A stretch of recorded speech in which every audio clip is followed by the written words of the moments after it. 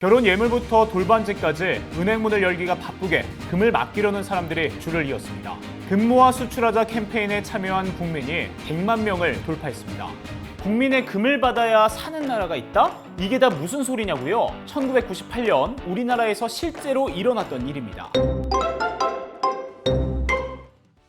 IMF 많이 들어보셨죠? 우리나라에서는 IMF 사태로 더 많이 알려져 있을 텐데요. 사실 IMF는 인터내셔널 모너터리 펀드, 국제통화기금이라는 국제금융기구입니다. 현재 190개국이 회원국으로 가입돼 있으며 우리나라는 1955년에 58번째 회원국으로 가입했습니다. IMF는 국제환율과 세계무역의 안정화를 목적으로 설립되었는데요. 쉽게 말하면 나라를 상대로 돈을 빌려주거나 기술을 지원해주는 국제기구라는 거죠. 그렇다면 이 운영자금은 어디서 올까요? 회원국들이 십시일반 각출을 한답니다. 그런데 이제 각국의 국제무역 규모, 국민소득액, 국제준비금 보유량 등 상황에 맞춰 돈을 내는 거죠. 그렇다면 우리나라에 일어난 IMF 사태는 과연 무엇이며 왜 발생한 것일까요?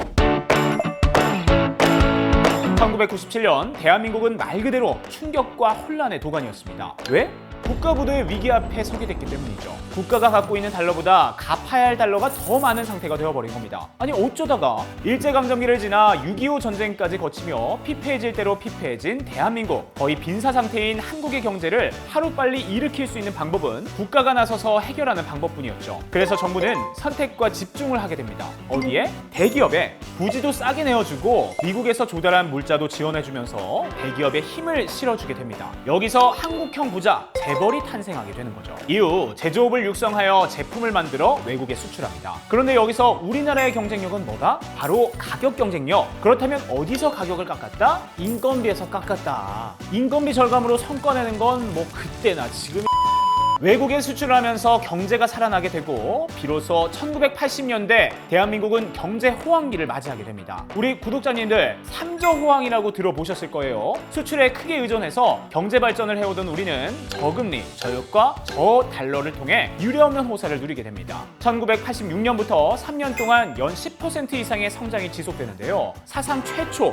무역수지 흑자 달성, 1990년 초중반까지는 한국 경제의 고도 성장기라고 할 수 있겠습니다. 이때가 언제냐면 WTO에 가입하면서 세계화를 외치던 시절이에요. 라떼는 말이야 그럴 때가 있었습니다. 그런데 문제는 우리나라가 사실상 세계화에 발맞출 준비가 전혀 되어 있지 않다는 거였죠. 그러면서 고도 성장이 초래한 많은 문제점들이 드러나기 시작합니다. 당시 한국 기업들은 무리하게 사업을 확장해 왔었는데요. 무슨 돈으로? 은행 돈으로. 그러니까 빌린 돈으로 사업을 확장한 거죠. 그런데 이 은행들은 돈이 어디서 났냐? 은행 또한 외국계 은행에서 달러를 빌려와서 기업에 돈을 빌려준 거였습니다. 이를 말려야 할 정부에서는 방관을 넘어서 뒤를 봐주고 있었는데요. 1997년 당시 환율은 800원대였습니다. 지금 환율은 1200원대인데 너무 싸죠? 바로 이게 이상징후였다는 거. 환율은 양국의 경제 능력에 따라 자연스럽게 결정이 되죠. 그런데 그 당시에는 이러한 상황이 환율에 전혀 반영이 안 되고 있었던 겁니다. 정부는 달러가 부족할 때마다 외국인에게 주식시장 개방폭을 넓히고 기업이나 해외에 나가 있는 금융기관을 통해 외국 단기 자금을 끌어들이는 방법 등으로 인위적으로 수지를 맞추고 있었던 겁니다. 이렇게 정부가 오히려 기름을 때려 부어놓고 있었습니다.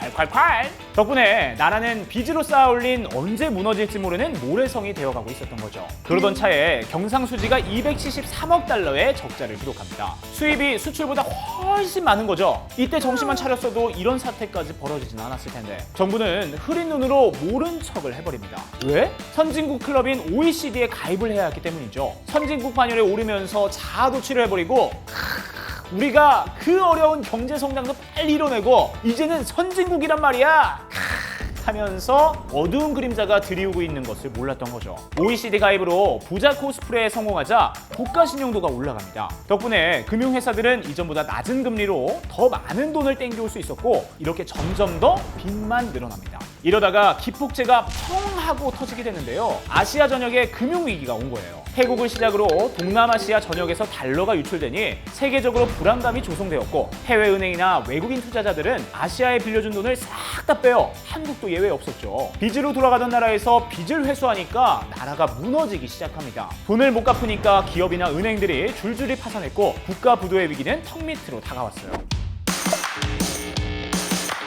그 시작에는 한보가 있었습니다. 1997년 1월 한보그룹의 주력 계열사인 한보철강이 부도를 맞았는데요. 한보가 누구야? 웬 듣보 하실 분들도 계실 테지만 대치동 음마아파트 아시죠? 음마아파트를 지은 기업이 바로 한보그룹이에요. 그런데 아무리 대기업이라 해도 기업 하나 망했다고 나라가 흔들려? 싶으시죠? 한보그룹은 재계 14위까지 성장했던 굴지의 대기업으로 한보 상사로 시작해 철강, 제약, 정보통신학원재단까지 무려 22개 계열사를 경영했습니다. 그야말로 원칙도 없고 전문업종도 없는 문어발 백화점식 재벌이었던 거죠. 사실 한보그룹뿐 아니라 당시의 대기업들은 대부분 이런 식으로 경영하고 있었다고 해도 과언이 아닌데요. 당시 기업들은 자기 자금이 아닌 빌린 돈으로 무리한 경영을 하고 있었습니다. A계열사가 B계열사에, B계열사가 C계열사에, C계열사는 다시 A계열사에 자금을 지원해주는 순환출자 방식이었는데요. 이러니 하나의 계열사에 문제가 생기면 그룹 전체가 연쇄적으로 타격을 입을 수밖에 없었어요.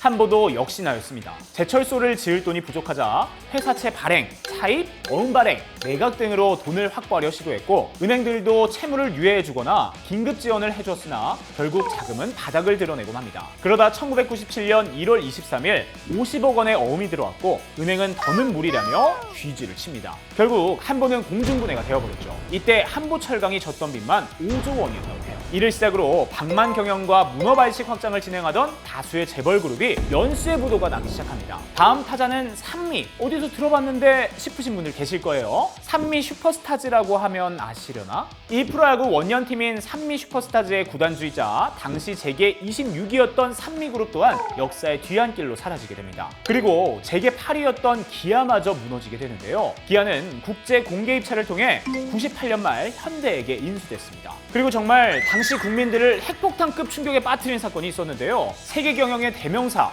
대우그룹의 몰락입니다. 대우는 99년 8월 워크아웃을 선언했는데요. 그해 말 대우그룹의 총 부채는 89조 원으로 한국 경제사에서 가장 큰 파산 규모로 기록되어 있다고 합니다.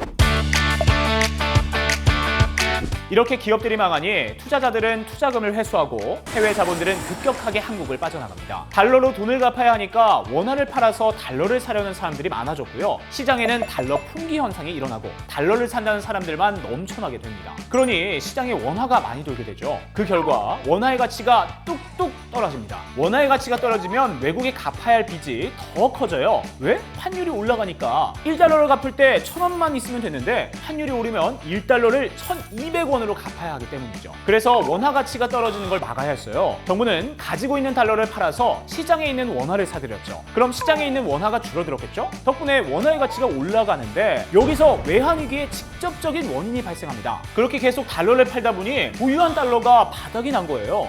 나라에 달러가 없다? 이게 무슨 소리냐면 부도 직전이다 이거죠. 이게 바로 외환위기입니다. 달러가 없으니까 더는 외국에서 빌린 돈을 갚을 수가 없게 되고 수입 대금을 치를 수도 없게 됐어요. 혼자서는 더 이상 수습이 안 되는 수준까지 됐고요. 결국 IMF 국제통화기구에 구제 신청을 하게 됩니다. IMF야 나 좀 살려줘. 빚을 갚으려 또 돈을 빌리게 되는 거죠.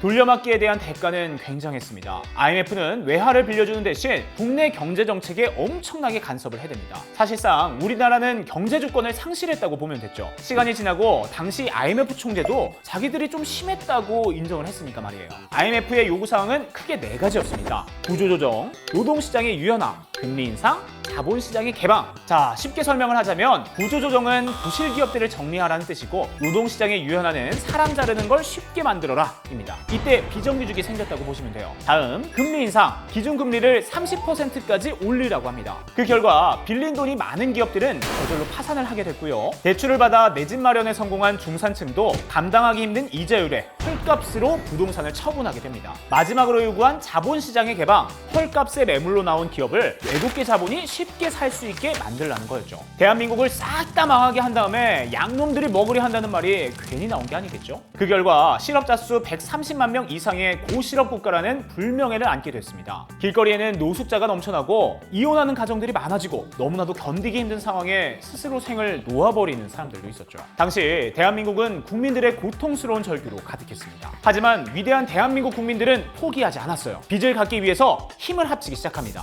어떻게? 1998년 1월 금모으기 운동이 시작돼요. 나라를 살리겠다는 일념 하나로 국민들이 자신의 군부치들을 자진해서 내놓은 거죠. 국민들의 이런 의지를 높이 산 건지 대외 신용도가 회복되기 시작합니다. 이렇게 우리나라는 IMF에서 빌린 돈을 원래 갚기로 한 날짜보다 3년이나 빨리 갚게 됩니다.